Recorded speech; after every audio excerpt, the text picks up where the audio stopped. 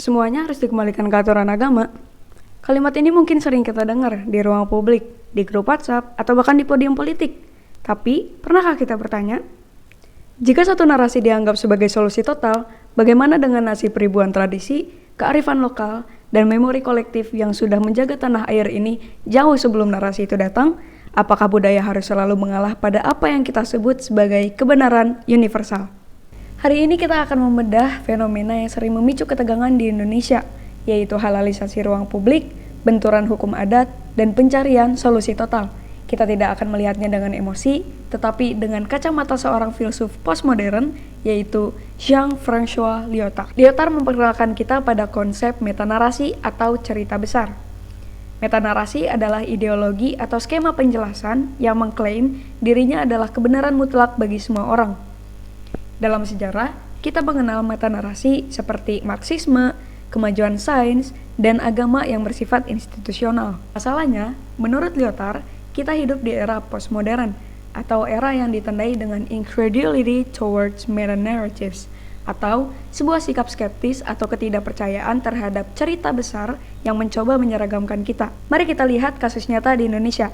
Bayangkan wacana wisata halal atau standarisasi moralitas yang di suatu wilayahnya memiliki akar budaya yang kuat, seperti di Bali, Toba, atau pedalaman Kalimantan. Di sini, agama hadir sebagai metanarasi yang menawarkan keteraturan moral sebagai solusi total. Namun, di sisi lain, masyarakat lokal memegang teguh apa yang Lyotard sebut sebagai petit récit atau narasi kecil. Ini adalah kebenaran yang sifatnya lokal, kontekstual, dan personal. Bagi mereka, kebenaran bukan hanya soal legalitas formal, tetapi marwah tanah leluhur dan keberlanjutan tradisi. Kenapa konflik ini sulit sekali selesai? Well, Lyotard punya jawabannya. The difference. Difference adalah suatu kondisi di mana dua pihak berkonflik, tetapi mereka tidak berbagi aturan bahasa yang sama. Pihak pro metanarasi menggunakan bahasa kebenaran ilahi, sementara masyarakat adat menggunakan bahasa hukum adat. Karena tidak ada jembatan bahasa antara keduanya, biasanya pihak yang kuat itu akan memaksa pihak yang lemah untuk tunduk pada aturan main mereka. Inilah yang Lyotard sebut sebagai ketidakadilan yang sistematis.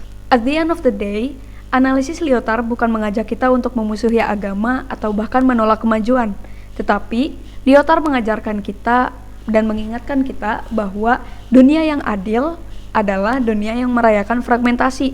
Dunia yang sadar bahwa tidak ada satu kunci yang dapat membuka semua pintu masalah manusia. Ketika kita memiliki satu cerita besar untuk menjadi solusi total, kita sebenarnya sedang membungkam ribuan suara kecil yang juga memiliki hak untuk dianggap benar. So, kita kembali ke pertanyaan awal. Apakah semuanya harus kita kembalikan kepada aturan agama? Ataukah kita sebenarnya butuh ruang yang lebih luas untuk mendengarkan narasi-narasi kecil yang selama ini terpinggirkan? Saya Regita Salsabila, dan inilah perspektif sosiologi di era postmodern.